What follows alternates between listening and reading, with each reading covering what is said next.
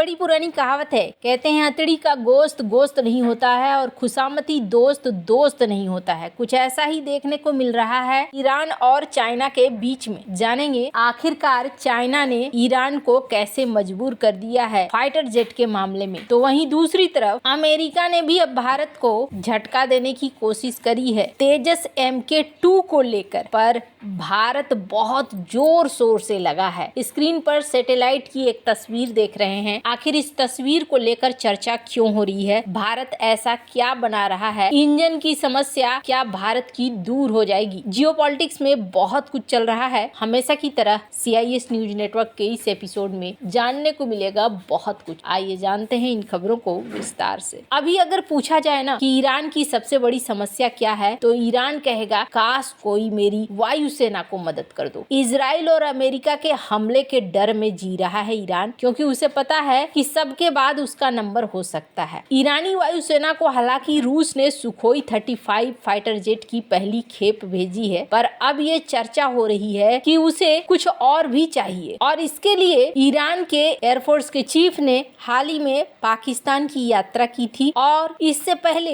इन्होंने चाइना की भी यात्रा की थी। ईरान के एयरफोर्स के कमांडर ब्रिगेडियर जनरल हमेद वहीदी ने पाकिस्तान की यात्रा की। उनके साथ अधिकारियों का एक दल भी आया था और इस यात्रा के दौरान वहीदी इंडस शील्ड 2024 हवाई अभ्यास में भी पहुंचे थे। इन्होंने पाकिस्तानी एयरफोर्स चीफ के साथ भी मुलाकात की थी। अब किस फाइटर जेट को लेकर मुलाकात की थी? दरअसल ईरान चाहता था कि चीन उसे J-10C फाइटर जेट दे दे, जो उसने पाकिस्तान को दिया है। चीन ने इस J-10C विमान को देने से मना कर दिया। ईरान चाहता था कि चीन 36 J-10C विमान उसे दे दे, लेकिन पैसे को लेकर मामला फंस गया। चीन चाहता था कि ईरान विमान के लिए नगद पैसा दे, लेकिन ईरान उसे इन विमानों के बदले में तेल बेचना चाहता था। इजराइल के साथ तनाव के बाद से ही ईरान अपनी सबसे बड़ी कमजोरी वायुसेना को मजबूत करने में जुटा हुआ है। ईरान के खिलाफ कई पश्चिमी देशों के प्रतिबंध लगे हैं, इस वजह से वो फाइटर जेट नहीं खरीद पा रहा है। पश्चिमी देशों के प्रतिबंध की वजह से ईरान अभी अमेरिका के 1979 में बनाए गए F-14 टॉमकैट, F-5 और F-4 विमानों को उड़ा रहा है। ये विमान ईरान ने इस्लामिक क्रांति से पहले अमेरिका से खरीदा था। हाल ही में ईरान ने रूस से सुखोई 35 फाइटर जेट की डील की है। इन विमानों को ईरान में ही असेंबल किया जाएगा। रूस और ईरान के बीच इस डील को बढ़ते रक्षा सहयोग के रूप में देखा जा रहा है। इससे पहले ईरान ने बहुत बड़ी तादाद में हमलावर ड्रोन और मिसाइलें रूस को बेची थी कथित तौर पर। विश्लेषकों का कहना है कि ईरान आने वाले समय में 100 सुखोई 35 विमान का निर्माण कर सकता है, पर वो अब पाकिस्तान से JF-17 विमानों के लिए भी बात कर रहा है ताकि उसे JF-17 विमान मिल जाए। हालांकि JF-17 तो कबाड़ है, पर माना जा रहा है कि इसके एडवांस वर्जन को लेकर ईरान बात करने की कोशिश कर रहा है, क्योंकि चाइना J-10C नहीं दे रहा है। JF-17 का रिकॉर्ड बहुत खराब रहा है, ऐसे में कोई खास फायदा नहीं होने वाला है, पर डूबते को तिनके का सहारा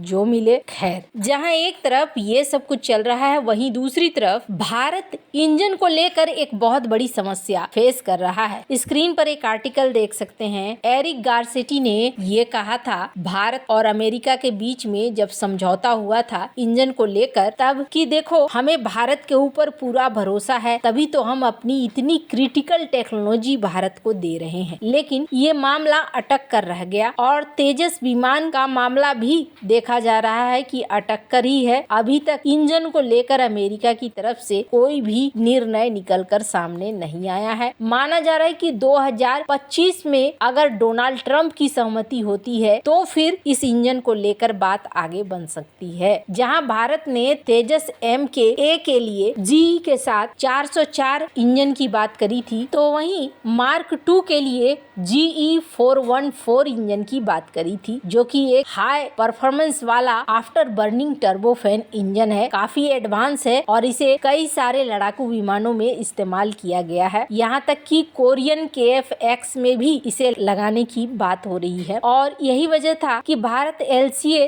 तेजस MK2 में इसे लगाने के लिए अमेरिका से डील कर चुका था। पर यहाँ पर एक चीज देखने को मिल रही है कि इस इंजन की डील में भी कुछ पंगे आ रहे हैं। इस डील को लेकर अब कहा जा रहा है, स्क्रीन पर आप आर्टिकल देख सकते हैं, कि अमेरिका चाहता है इसका दाम बढ़े और टेक्नोलॉजी का ट्रांसफर अब पुरानी कीमतों पे ना हो बल्कि $1 बिलियन से ऊपर में हो। और ये एक ऐसा तरीका है जो दिखला रहा है कि कॉन्ट्रैक्ट होने के बाद भी अमेरिका बदलाव कर रहा है। अमेरिका की नीतियों से साफ साफ दिखा है कि अमेरिका इंजन बेचना नहीं चाहता है और इसी वजह से नए नए तरीके ढूंढ रहा है। पर इसी बीच भारत को एक और सफलता मिली है और भारत 2025 तक कुछ ऐसा करेगा जिससे कि माना जा रहा है भारत की सबसे बड़ी समस्या खत्म हो जाएगी। वैसे तो भारत ने इतिहास में एक गलती नहीं की होती तो आज इतनी समस्या नहीं होती। जब भारत आजाद हुआ उसके बाद ही भारत एक फाइटर जेट बना रहा था और इसका नाम था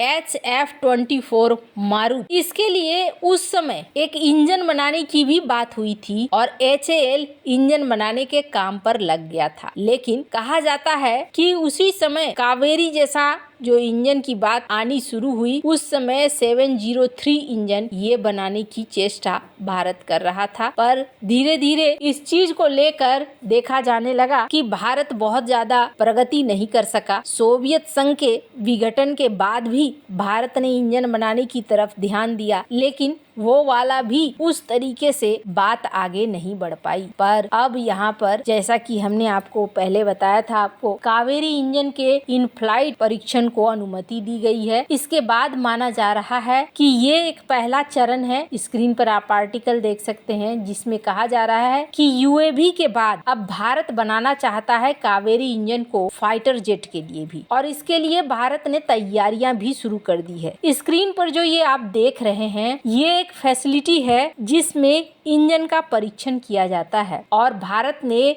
130 kN के थ्रस्ट को जनरेट करने वाले इस फैसिलिटी का निर्माण पिछले साल शुरू किया था। अक्टूबर 2025 में माना जा रहा है कि ये फैसिलिटी तैयार हो जाएगी और भारत अब अपने घर में ही इसका परीक्षण कर पाएगा। 45 kN तक तो भारत पहुंच चुका है। माना जा रहा है कि भारत इंजन बनाने के लिए एक हाई लेवल पर पहुंचना चाहता है पर परीक्षण के लिए भारत को कभी फ्रांस दौड़ना पड़ता था और कभी रूस दौड़ना पड़ता था। अभी भी कावेरी का परीक्षण के लिए रूस में भारत प्रावधान कर रहा है। तो अब अगले साल से भारत अपने देश के अंदर ही इंजन के परीक्षण को करेगा और यही वजह से माना जा रहा है कि भारत का अगला टारगेट है अपना इंजन हर हाल में बनाना। वैसे तो फ्रांस ने भी कहा है कि वो 100% टेक्नोलॉजी ट्रांसफर कर सकता है। माना जा रहा है कि 2025 भारत को बहुत बड़ी खुशखबरी दे सकता है। वैसे आपको क्या लगता है इन सब मामले में आपकी क्या राय है कमेंट कर जरूर बताएं। जल्द मिलते हैं अगले वीडियो में नई खबर के साथ।